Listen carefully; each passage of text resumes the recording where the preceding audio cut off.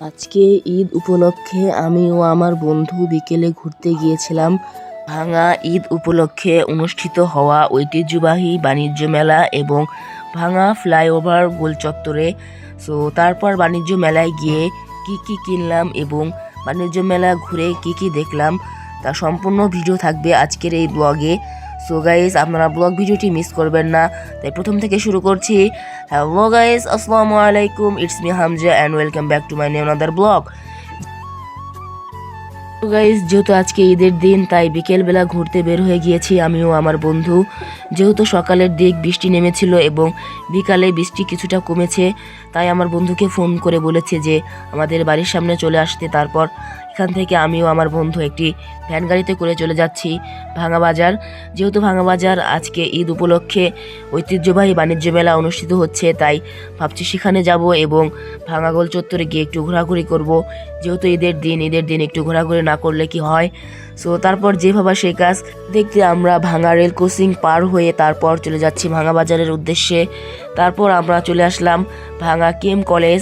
আমরা কেম কলেজ পার হয়ে চলে এসেছি ঢাকা বরিশাল হাইওয়ে রোড। এখান থেকে আপনারা ঢাকা বরিশাল উভয় জায়গায় যেতে পারবেন। কিছুক্ষণ আমরা ভ্যানে থাকার পর ভ্যান থেকে নেমে গেলাম। এখন আমরা হাঁটা শুরু করে দিয়েছি যে ভাঙা ফ্লাইওভারের নিচে যাব বলে। দেখতে দেখতে আমরা ভাঙা ফ্লাইওভারের নিচে চলে এসেছি। দেখতে পাচ্ছেন এখানে মানুষের কি পরিমাণ ক্রাউড। সকলে এখানে দূর দূরান্ত থেকে ঘুরতে এসেছে ভাঙার সৌন্দর্য উপভোগ করার জন্য। মানুষের ক্রাউড দেখে আপনারা অবশ্য বুঝতে পারছেন, যেহেতু আজকে ঈদের দিন তাই প্রচুর মানুষ এখানে ঈদ উদযাপন করার জন্য এবং পরিবার আত্মীয়স্বজন নিয়ে ঘুরতে এসেছে। এখান থেকে আমরা একটু টাইম স্পেন্ড করব এবং কিছু ফটোশ্যুট করব। তারপর চলে যাব ভাঙার ঐতিহ্যবাহী বাণিজ্য মেলায়। আপনারা কারা কারা ভাঙার ঐতিহ্যবাহী বাণিজ্য মেলায় এসেছেন অবশ্যই কমেন্ট বক্সে জানিয়ে যাবেন। দেখতে দেখতে আমরা কিছুক্ষণ এখানে টাইম স্পেন্ড করার পর চলে যাব ভাঙা বাণিজ্য মেলায়। তারপর আমরা আমাদের এক বন্ধুর কাছ থেকে কল এসেছে যে ওরা বর্তমানে বাণিজ্য মেলায় অবস্থান করছে, তাই আমিও আমার বন্ধু এখন একটা অটো গাড়িতে চলে যাচ্ছি ভাঙার ঐতিহ্যবাহী বাণিজ্য মেলার উদ্দেশ্যে। দেখতে পাচ্ছেন যেহেতু পরন্ত বিকেল, তাই চারপাশের আবহাওয়াটা খুব সুন্দর, সূর্যটা প্রায় ডুবে যাওয়ার উপক্রম। দেখতে দেখতে আমরা ফাইনালি চলে এসেছি আর ঈদ উপলক্ষে অনুষ্ঠিত হওয়া বাণিজ্য মেলা এবং শিশু মেলা 2026। তারপর আমরা দেখতে দেখতে এখানে কিছুক্ষণ টিকিট কাটার জন্য লাইনে দাঁড়িয়েছি। টিকিট কাটার জন্য আমার বন্ধু লাইনে দাঁড়িয়েছিল। চারপাশে দেখতে পাচ্ছেন যে বাচ্চারা কিভাবে ঈদের আনন্দ করছে এবং অনেকেই অটো গাড়িতে করে বিপজ্জনকভাবে রাস্তায় ঘুরে বেড়াচ্ছে।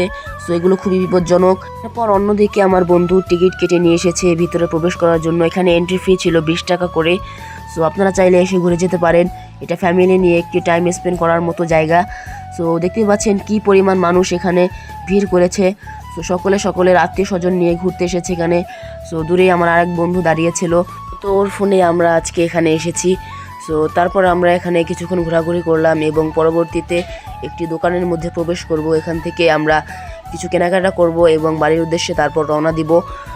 তারপর আপনাদের মাঝে পরিবেশটা ঘুরিয়ে দেখাচ্ছি। এখানে মেয়েদের অনেক আইটেম পাওয়া যায় এবং এখানে অনেক বড় বড় দোকান। আপনারা চাইলে আপনার ফ্রেন্ড এবং পরিবারের সাথে এসে এখানে ঘুরে যেতে পারেন। ফাইনালি আমরা এখান থেকে কিছু কেনাকাটা করব, তার জন্য আমরা দোকানের মধ্যে প্রবেশ করছি। এখান থেকে আমার দুইটা ফ্রেম পছন্দ হয়েছিল যে আমি দেয়ালের মধ্যে সুন্দর করে সেট করে রাখবো। তারপর এখান থেকে দুটি ফ্রেম কেনার পর আমরা আঙ্কেলকে পেমেন্ট করে দিলাম। পেমেন্ট শেষে আমরা আরেকটি দোকানে যাব, যেহেতু আমার ছোটো ভাইয়ের জন্য কিছু কিনতে হবে। যেহেতু বাড়িতে আছে, গেলে আমাকে পুরো আস্ত রাখবে না, বলবে যে আমার জন্য কি এনেছো। দেখতে পাচ্ছেন এখানে ছিল নৌকা। গাইস, আপনারা চাইলে বাণিজ্য মেলায় এসে বিভিন্ন রকম অ্যাক্টিভিটিস করতে পারবেন। তারপর আমরা অন্য একটি দোকানের মধ্যে প্রবেশ করলাম এবং এখানে ঘর সাজানোর বিভিন্ন রকম আইটেম ছিল। তারপর আমরা এখান থেকে কিছু কেনাকাটা করলাম এবং কেনাকাটা শেষে আরেক দোকানে চলে যাচ্ছি, যেহেতু আমি এবং আমার বন্ধুর ছোটো ভাইয়ের জন্য কিছু কিনতে হবে। এখান থেকে আমরা সুন্দর দেখে দুইটি কলম নিয়ে নিলাম।